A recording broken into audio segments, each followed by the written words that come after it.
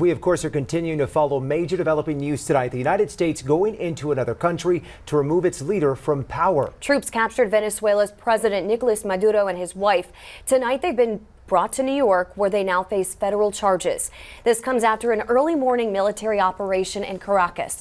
Satellite footage from NASA showed major heat signatures at a military base following several explosions. Footage from Venezuela shows the aftermath of those attacks. No U.S. service members were reported killed during the operation. News 4 was the only local station streaming the moments Maduro landed in New York. Federal agents brought the Venezuelan president off the plane around 4 o'clock this afternoon, our time. President Trump posting a photo on social media of Maduro in custody. You see it there. He's expected to make a court appearance as soon as Monday. Chris Pallone begins our team coverage tonight with the latest developments. Tonight, Venezuelan President Nicolás Maduro is in New York in federal custody hours after a surprise early morning U.S. military raid on his compound in Caracas. Late last night and early today, at my direction, the United States Armed Forces conducted an extraordinary military operation in the capital of Venezuela. The Pentagon says President Trump gave the order to arrest Maduro just before 11 Friday night. Troops from 20 military bases and 150 U.S. aircraft took part in the mission, which saw an elite strike force arrive at Maduro's compound around 1 this morning. This mission was meticulously planned, drawing lessons from decades of missions over the last many years. The president says with Maduro deposed, the U.S. will run Venezuela indefinitely. We're going to run the country until such time as we can do a safe, proper, and judicious transition. Venezuela has the world's largest oil reserves.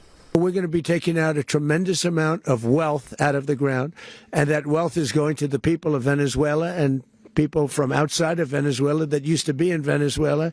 And it goes also to the United States of America in the form of reimbursement for the damages caused us by that country. Venezuelans around the world taking to the streets to celebrate the end of Maduro's reign. Everybody's just happy because everybody has been waiting for democracy and change in Venezuela. But on Capitol Hill, congressional Democrats and some Republicans are demanding answers from the Trump administration about why they were kept in the dark. Many calling the military mission illegal.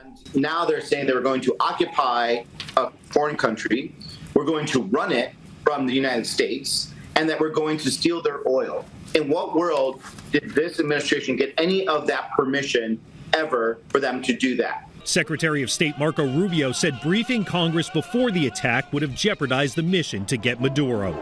Chris Pallone, NBC News. There were supporters of Maduro in the streets of Venezuela in protest today. They demand for the return of their president, many carrying action figures of him and some burning American flags.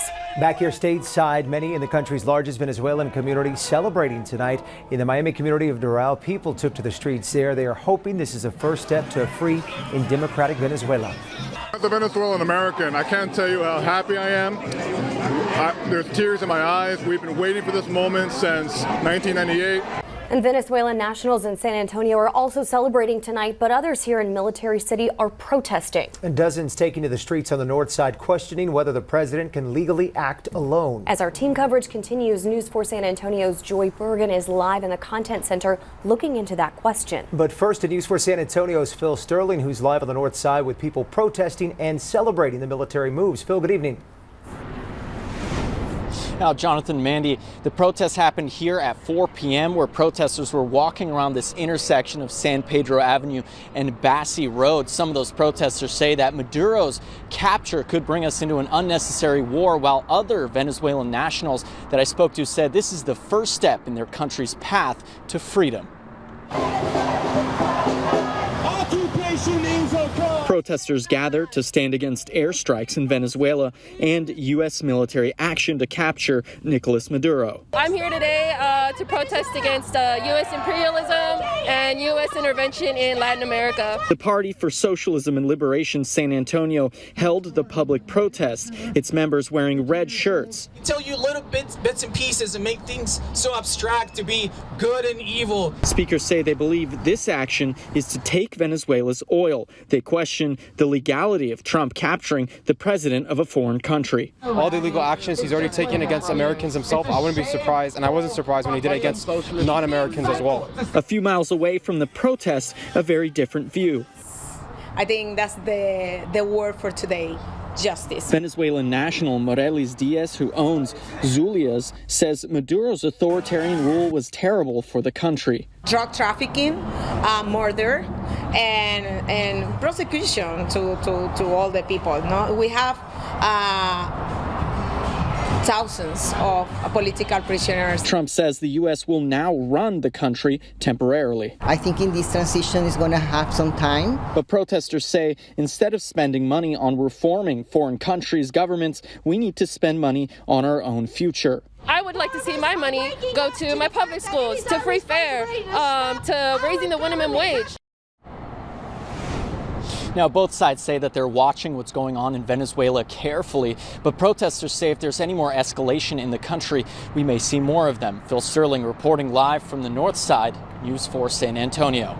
Phil, thank you for that, sir. Meantime, San Antonio Mayor Gina Ortiz-Jones releasing a statement within just the last hour on the Venezuela operation.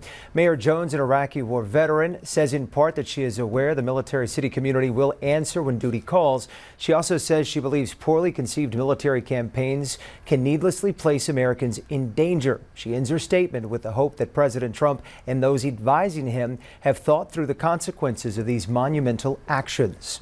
Those traveling around the Caribbean had to deal with major flight delays and even cancellations. Those delays and cancellations stretching from Miami to Puerto Rico all the way to St. Lucia. The airspace closed due to U.S. officials flying President Maduro and his wife out of Venezuela. The FAA classified the closure as a potentially hazardous situation in ongoing military activity.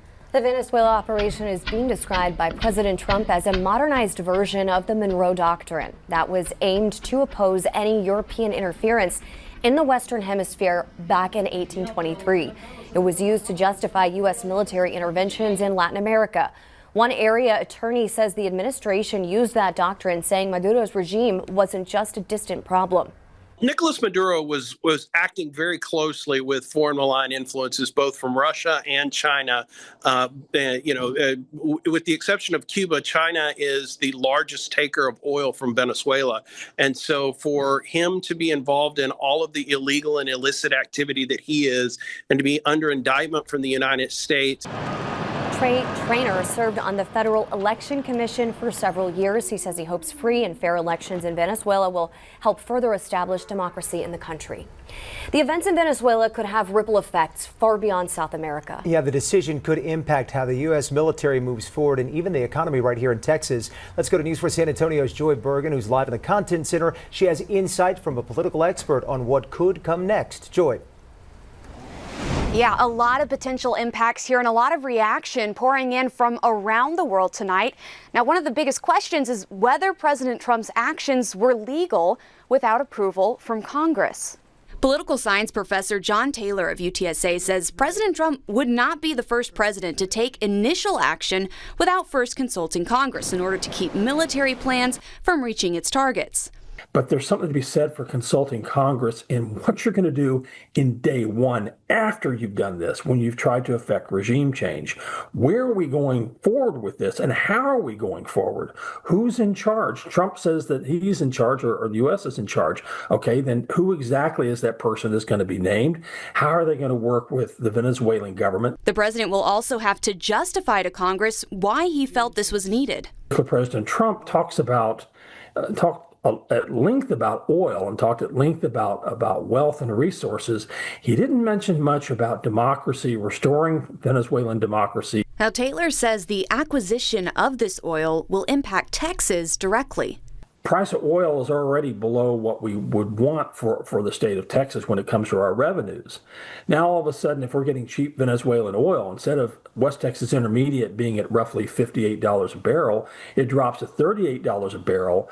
That's not good news for the state of Texas financially. Taylor also drew parallels to the 1989 invasion of Panama, dubbed Operation Just Cause, in which the U.S. removed military leader Manuel Noriega and ultimately convicted him of trafficking cocaine into the U.S. Now, this is similar to what's been outlined in the indictment against Maduro, accusing him of partnering with drug traffickers and narco-terrorist organizations. But Taylor says this differs in that the U.S. at that time already had a much larger presence in Panama than it currently has in Venezuela, and that could make the next steps more complicated. In the case of Panama, as in the case of Venezuela, you don't know what's going to happen in the sense of what the political structure will be, what the reaction will be. And so I worry that we may be in a situation where we may destabilize Venezuela because of the potential for political conflict. So what's next? While that's still unclear, Taylor believes it will mean U.S. military forces being deployed to Venezuela. If you're going to engage in essentially what is regime change and try to affect a regime change, you're going to have a lot more boots on the ground, as it were.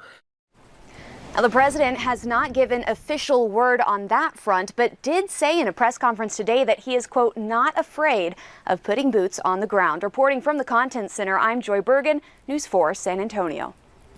The president has long threatened the possibility of military strikes on Venezuelan territory. According to announcements from the administration, 35 known strikes against alleged drug smuggling boats have killed at least 115 people since early September. Preparations started even before then. On August 19th, the U.S. military deployed 3 guided missile destroyers to the waters off Venezuela. On September 2nd, the U.S. carried out its first strike against an alleged drug-carrying vessel. By mid-November, the administration said the total number of troops in the region was around 12,000 on nearly a dozen Navy ships. Secretary of War Pete Hegseth named the administration's efforts Operation Southern Spear on New Year's Day. That's just 2 days ago. Maduro said on state television that Venezuela was open to negotiating an agreement with the United States to combat drug trafficking. Be sure to keep it right here on News 4 San Antonio for our continuing coverage of the capture of Venezuela's president. Our network of reporters and the resources of multiple news agencies are hard at work. We will continue to have all of the major developments in the coming days.